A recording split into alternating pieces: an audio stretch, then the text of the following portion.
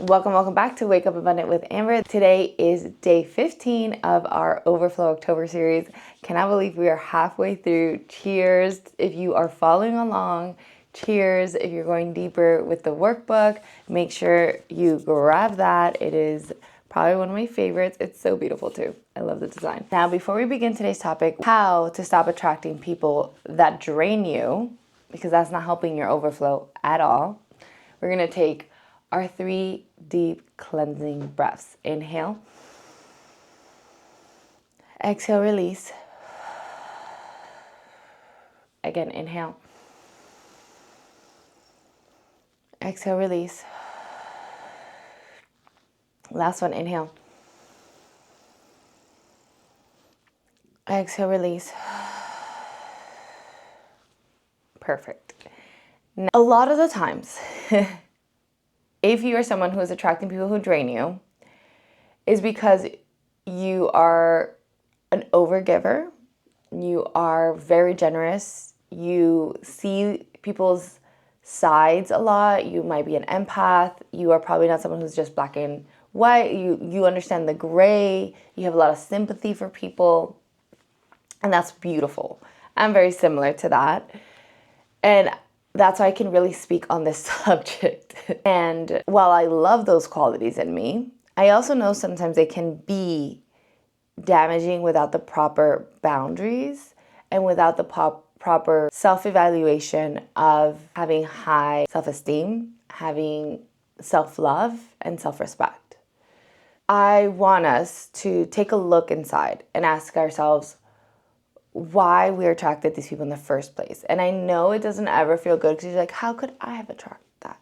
Well, you probably didn't mean to. It probably started off as a very innocent friendship, but the person that is draining you right now, or the people that are draining you right now, saw that you were such a good listener and such an empath, and that you never asked for more, and that you were always there. And they said, I like that. I like that. I'm going to keep you around for when I need you, but not really give you any actual friendship, right? So when you do talk to them, it feels extremely draining. Or the opposite, where they might be in your life pretty consistently, but it feels very draining because it's not an equal exchange. You feel like you're giving more, and you're probably overextending yourself.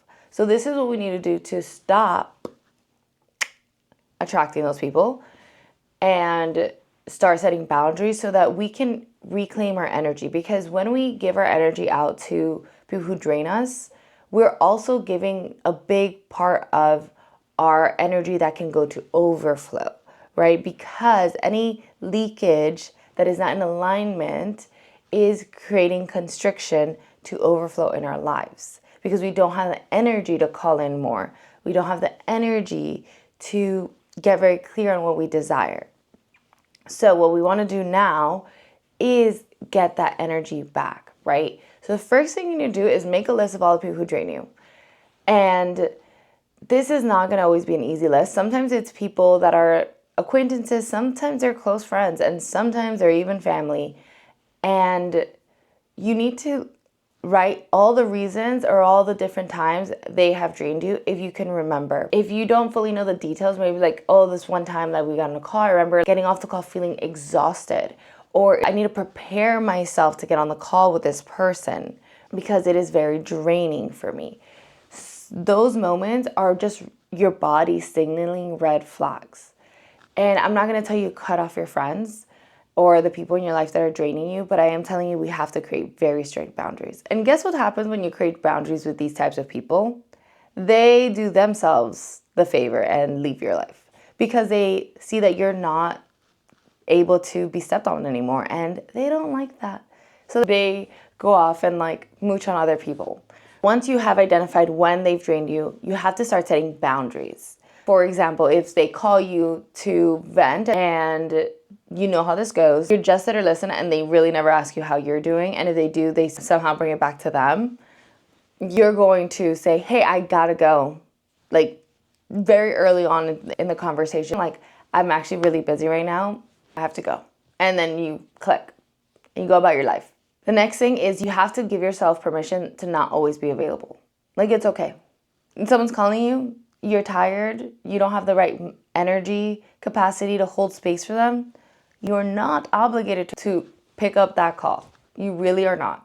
You constantly being available is just a disservice for you because no one is available 24/7. That is impossible. Energetically, it's literally impossible. You need time to rest. You need time to decompress, especially if you've worked and you're cooking and you're doing your household stuff. Like, you can't just be on when someone calls you, even if you love this person. But most of the time, people who drain us, like, we might love them, but they are not being reciprocal to our love either. This is the last thing, which is have conversations. If you do want them in your life and you're like, I don't want to necessarily cut them off, like, you need to speak your truth. You need to tell them. You're not going to say they drain you. No one likes to hear that. Okay. But you're going to say, hey, lately I've been feeling like this has been a one-sided friendship, the one-sided relationship. I feel like I'm doing a lot and this is how I feel. And these are the examples because we wrote them down. I really cherish you as a friend. I really cherish you as a person. Moving forward, this is how I want us to be. And this is what I need from you too, to it feel like a reciprocal friendship. And see what they say, see how they react. If they're like, oh my God, I'm so sorry. Like, I didn't even mean to do that. They probably just got caught up in themselves and if they're ready to take action, that's someone you want to keep around. If they're like defensive and they stay defensive even after you have conversations with them, maybe that's someone you need to consider walking away from because that's someone who is not going to take responsibilities for their own actions that are not making you feel great. And when we create space, when we have these conversations, when we set those boundaries, when we cut off people that are not willing to meet us halfway, like, guess what happens? You have more energy to manifest. You have more energy to really think about what you want in life. You have more energy to experience more overflow. It really does create this like beautiful pattern of cohesiveness, of flow. And flow is where all the goodness comes in. All right, guys, thanks for being here for today's episode. Sending you so much love, and I will talk to you guys in the next episode. Bye.